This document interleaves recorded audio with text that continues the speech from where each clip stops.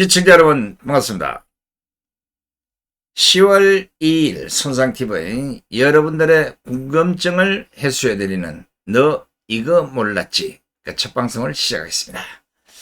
자, 이 방송은 우리가 살아가면서 알듯 말듯한 이게 상당히 궁금한데 이런 부분을 해소해드리는 그런 방송이니까 한번 들어보시면 아 그랬구나 이렇게 될 겁니다.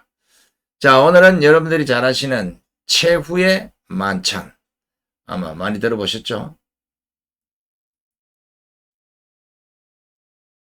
혹시 레오나르도 다빈치의 명화로 알려진 예수의 최후의 만찬 이 그림을 모르는 사람은 없을 겁니다. 그런데 지금 상에 잘 보시면 여러 가지 먹을 것들이 있는데 그 상에 어떤 메뉴의 음식이 차려졌는지 이것을 아시는 분이 있는지 모르겠습니다. 오늘 그 부분을 한번 궁금증을 해소해보고자 합니다. 예수님께서는 십자가에 매달리기 전날 밤 예루살렘에서 12명의 제자들과 함께 만찬을 합니다. 이날 만찬 식상에서 예수님께서는 제자인 유다가 자기를 배반할 것이라고 예언을 합니다. 또 자신의 살과 피를 의미하는 빵과 포도주를 제자들에게 나누어 주고 축복하면서 자신의 죽음이 인간들을 위한 희생이라고 밝힙니다. 우리는 그 그림 속의 예수님 그리고 유다의 표정에서 많은 것들을 느끼곤 합니다. 다시 한번 보여드리겠습니다. 자, 12제자의 각각의 그 얼굴 표정들 중간에 이제 예수님이 앉아 계시는데 한번 여러분들이 직접 이 12제자가 차례대로 누가 어디에 앉았는지를 한번 알아보시기 바랍니다. 나중에 기회가 되면 이 차례하고 또 왜 저런 인상을 지었는지 이것도 한번 찾아볼 생각입니다. 자, 그런데 오늘은 이 최후의 만찬에 등장하는 바로 앞에 저 음식들 그 메뉴는 과연 무엇이었을까? 궁금하지 않습니까? 그래서 제가 역사가들이 조사한 그 결과를 토대로 저 메뉴를 추적해 봤더니 첫째 붉은 포도주, 두 번째는 거친 검은 빵, 세 번째는 구운 양고기가 주 메뉴였다고 합니다. 그리고 과일로는 대추, 사과, 신라몬, 이거는 향신료의 한 가지인데 그리고 헤로우세스라 불리는 소스가 있습니다. 이 무화과를 넣어서 만든 양고기 양념 이 정도가 최후의 만찬 상위에 차려져 있었다고 합니다. 이 시대 대부분의 성안을 보면 오렌지가 그려져 있습니다. 하지만 그것은 다분히 상상의 산물이었을 가능성이 크다는 것이 학자들의 주된 분석입니다. 그 이유는 오렌지가 당시 세계의 최번화라고 할 수 있는 로마에서조차도 널리 퍼지지 않은 과일이었기 때문이랍니다. 게다가 학자들 사이에서는 바로 이 만찬이 테이블을 둘러싸고 행해진 것이 아니고 사실은 당시의 간섭대로 침대에 베개를 깔고 엎드려서 먹었을 것이라고 주장하기도 합니다.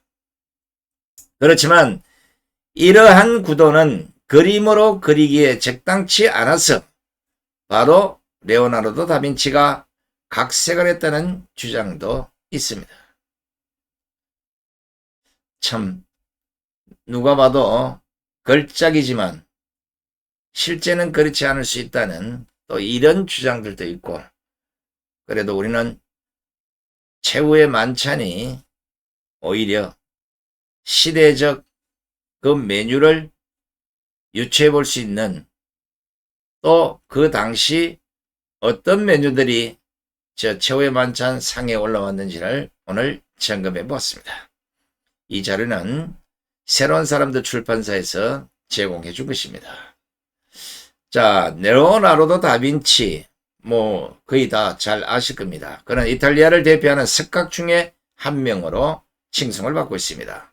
화가이자 조각가이고 발명가이자 건축가이고 해부학자이자 지리학자, 마법사까지 지냈던 인물입니다. 근데 잘생겼어요. 그는 2007년 11월 네이처지가 선정한 인류 역사를 바꾼 10명의 천재 중에 가장 창의적인 인물 1위를 레오나르도 다빈치가 차지한 것입니다.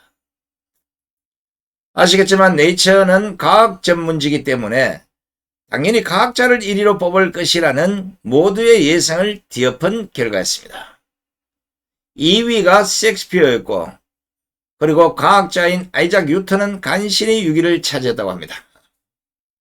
그러니까 르네상스형 만능인 다빈치가 역사상 가장 창의적인 융합형 인재로 평가된 것입니다. 다빈치는 평생 기술과 과학 그리고 예술을 하나로 융합하려는 이 창의적인 노력을 끊임없이 시도했던 사람 중에 한 사람입니다. 그의 여러 작품 중에 오늘날 가장 유명한 그림으로 칭송받고 있는 그림이 바로 눈썹이 없는 모나리자입니다. 모나리자 없이는 루브르 박물관을 논할 수 없다는 평가가 존재할 정도로 모나리자는 작품이 차지하는 비중이 상당히 큽니다. 전 세계적으로도 가장 널리 알려진 매우 유명한 그림이 아니겠습니까? 또 하나 아까 그림으로 보여드렸던 최후의 만찬, 이 역시 다빈치 대표작으로 세계의 명작으로 꼽히고 있는 그림입니다. 네, 이렇게 천재적인 기질을 갖고 있는 다빈치도 사생아로 태어났다는 겁니다. 당시 부친의 나이 23살로 결혼 전이었기 때문에 또 모친은 사회적 신분이 낮았고 지참금을 낼 수 없을 정도로 가난한 집안 출신이었기에 결혼을 하지 못했다는 겁니다. 이 부모가 결혼을 못하니까 사생아로 태어난 게 레오나르도 다빈치라고 합니다. 근데 이게 사생아로 태어난 사람들이 천재적 기질을 갖고 있다는 게 아마 이게 전 세계적으로도 어느 정도 맞아 떨어지는 것 같아요. 그래서인지 레오나르도 다빈치는 평생 독신으로 살아서 자식을 남기지 않았습니다. 그리고 그의 제자이자 동반자였던 프란세스코 멜지가 그의 유산을 상속받았던 겁니다. 이게 뭐 얼마나 되는지 정확히 판단은 잘 안 됩니다만은 레오나르도 다빈치의 작품이 많을 것이란 추측만 있었지 작품이 도대체 몇 점이나 있는지를 잘 모르다가 1570년 프란세스코 멜지의 죽음으로 그가 평생 간직하고 있었던 다빈치의 엄청난 양의 크로키와 그림이 세상에 드러나게 되었던 겁니다. 그래서 우리가 그 많은 그림들을 보고 있는 겁니다. 자, 이렇게 최후의 만찬 그림을 그린 다빈치도 대단하지만 그동안 아무도 관심을 가져주지 않았던 바로 저 최후의 만찬 상위에 차려진 메뉴를 파헤친 손상대 TV도 대단하지 않습니까? 자, 그래도 여러분들이 보기에는 별거 아닌 것 같지만 뭐 알아서 지식이 된다고 하면 사소한 이런 의문들도 궁금증들도 손상TV가 앞으로 하나하나 풀어드리겠습니다. 왜냐하면 고정관념을 깨워보면 상상도 못하던 그런 궁금증들이 풀릴 수 있기 때문입니다.